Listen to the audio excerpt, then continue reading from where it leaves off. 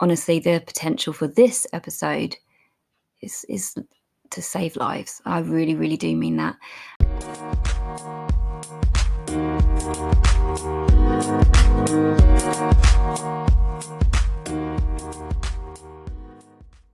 It actually only happened that I started working with men sort of very, very naturally. I never really contemplated working with men because I'm female, and I just thought, well, they won't necessarily want to work with me. A man would want to work with a man, just make all these silly assumptions. But I reached out to a life coach called James Boardman. He actually lives in my town, and I know him because I used to go to his fitness boot camp like way before he became a life coach. And I connected with him and just wanted to basically share some of my knowledge. This is a long, long time before I started the podcast. And so, yeah, I wanted to share some of my knowledge in his audience, and he, warmly welcomed me in. And I did a talk in one of his coaching audiences, and then later on filmed a podcast episode with him. And amazingly got loads of clients from it. I never expected that at all. But I just absolutely love working with men because of the difference that it makes. It makes a huge difference to women too, but I think it's an unexpected difference with men, because so many men just, don't give themselves the chance to get the help that they need. And so it does feel like such a privilege to be able to help men. And so, so that's how I got into it. It was very unexpected to work with men. And the fact that male suicide is the biggest killer for men under 50 in the UK, and possibly in other places in the world too, is just absolutely awful. It's shocking, and it's so avoidable. And so this is why I'm so keen for you to share this episode with other men, so that hopefully, what my dream would be to save somebody's life through listening to this, and therefore inspiring somebody to get the help that they need instead of going down that route. And I'd like to share, first of all, the reasons why I think men struggle so much with feeling like they cannot talk to anybody, or feeling like they cannot express their emotions, feeling like they have to just hold everything in and be the strong one, or, be the breadwinner, or have all of this pressure on their shoulders. It's just very, very toxic. But unfortunately, it's the way it is for, I'd go as far as to say, most men. In the Western culture anyway, Western society. And that is because of all of the things that adult men nowadays will have heard growing up. Common statements like, stop crying, boys don't cry, or, stop acting like a girl, or man up, all of those things, those throwaway comments that can be said to a child, which are very, very damaging. Now, hopefully, those kind of things are heard a lot less, and hopefully times are changing. And I will talk about this kind of thing in the upcoming parent episode, but it's still common to hear those things. Or even, a comment said with the best intentions. And so I've heard this from a few clients. Let's say they lost their dad when they were young, and some other adult said to them when they were in their teenage years or even younger, you're the man of the house now, you need to look after your mum, or, that kind of thing. That can actually be damaging, because, even if it was meant well, because you form your beliefs as a child. Okay, so the things that you hear as a child form the beliefs, and those beliefs are there, stuck in the subconscious mind, and they stay with you throughout your entire life. So if you heard something like boys don't cry as a child, which probably I would go as far as to say like over 90% of men would have heard, the adult men now, years and years and years ago, things change very slowly. So most of you will have heard that kind of thing growing up. That's why you feel in the current moment, that is why you find it so hard to express your emotions, or so hard to open up to anybody, because you feel like it's just not the done thing, or you are not a man if you cry or share how you feel. And that can be absolutely debilitating, because mental health is something that is very, very difficult to deal with if you don't feel like you can share share the burden or share the weight of it with somebody. At least a lot of women, when they're struggling, they will be able to talk to a friend, and that does alleviate some of the pressure or some of the hard, like how hard it is to cope with. Still doesn't make it very easy at all. But this is why I think the male suicide rates are much, much higher than female suicide rates, because men just don't want to talk. And so, yeah, all of these things that you will have heard as a child or growing up, even into your early 20s, that's when your beliefs are being formed. And that's why you find it so hard to get help now, or talk about your problems.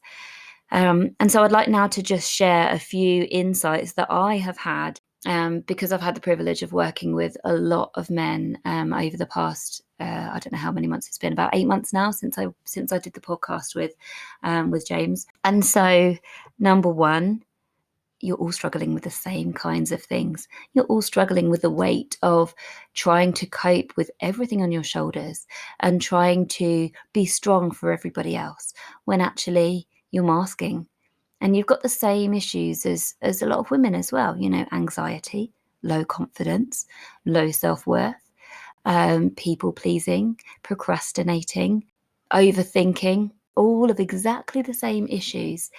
There's also something to be said for coping mechanisms, and they can be very damaging, because things like alcohol, they just numb your feelings. And when you are drinking alcohol, your sleep is affected significantly. You don't get the same quality of REM sleep, and REM sleep's the part of your sleep cycle that reduces what's in your stress bucket so that you can cope better with life. And so, yeah, quite a few men that I've worked with have had an issue with alcohol at the start of us working together, and they've wanted to overcome that, and they absolutely have done.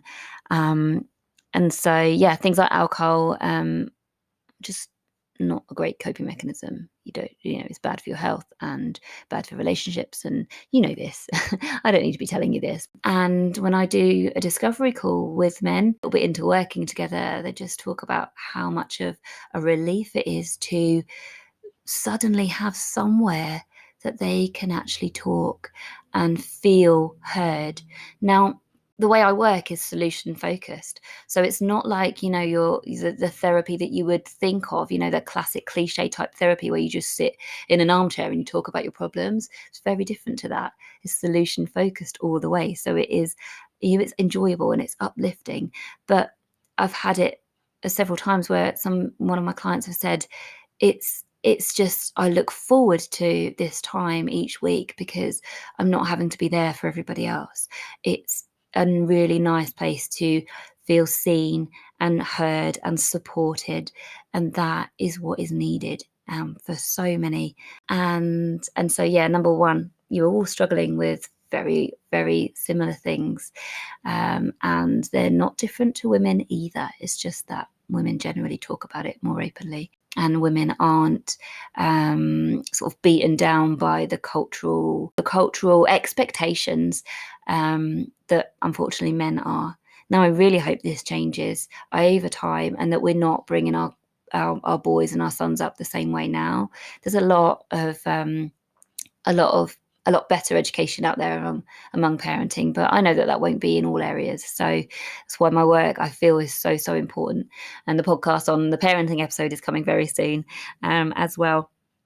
But I would really like to share next some tips for you if you are listening and wanting to know what to do differently. Because, yeah, it's one thing to know that you struggle to talk about your feelings, but it's another thing to actually take this podcast and do something so that actually you do start to turn things around. So number one, it's okay to feel your feelings, and it's okay to admit that you need help, because if I can just save one person's life somewhere down the line because they've listened to my episode and then gone on to get the help they need, that would be absolutely incredible. Get the help you need.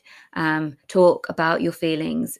Even if it's just one person, let your guard down with somebody. The thing is, amongst every male group of friends, their chances are you're all struggling to some degree.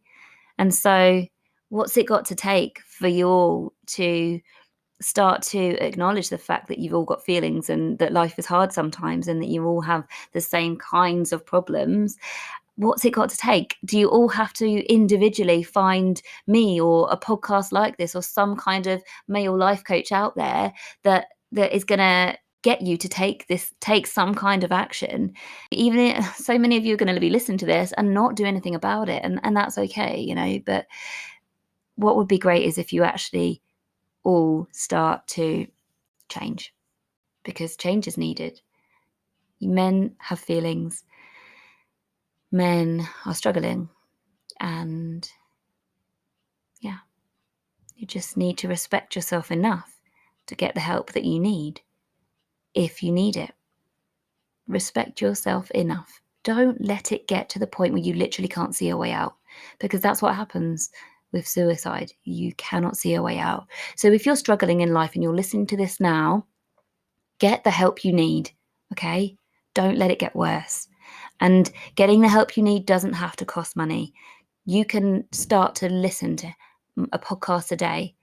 My episodes are shared so much about the brain and why we struggle with things like anxiety and depression and things like that. Start to listen so that you can understand, because if you can understand what's going on in your brain, then that's going to help you so much to then at least understand what's happening and then work out the best way forwards. You're all feeling the same to some degree. You're all struggling to some degree, because everybody finds life hard at some stage. Everybody has the same kind of problems to a certain degree. And the fact that most men these days will have grown up hearing things like man up all the time, or being called names or feminine or whatever if they show their emotions, it means that it's making the issue so much harder for adult males. In this generation, at least. In 20, 30 years time, I hope it's a completely different story, but it's going to take a long time for those kind of things to stop being said to children, because that's the thing. We say those things to children now, they're forming their beliefs for the future. So yeah, while we're at it, if you are a dad, an uncle, or even a grandfather listening to this, please do not use those kind of phrases around boys, because they need to be able to feel okay with feeling their feelings. They need to be able to cry when they feel upset, because otherwise we're just going to have the same problems happening again and again and again. All right. So in order for this male suicide rate to come down, we need men to be okay with talking, and we need the shame to be lifted. And that, there's a lot being shared online now. But for the future, let's stop that whole narrative of, boys need to be strong and yada, yada, yada. It's very, very damaging for the future generation of men. So anyway, I'm going to leave it here. But yeah, just an invitation. Please respect yourself enough to get the help that you need before it's too late. Thank you very much. If you do choose to share this episode with your friends or male family members, I so appreciate it. And I look forward to talking with you next week.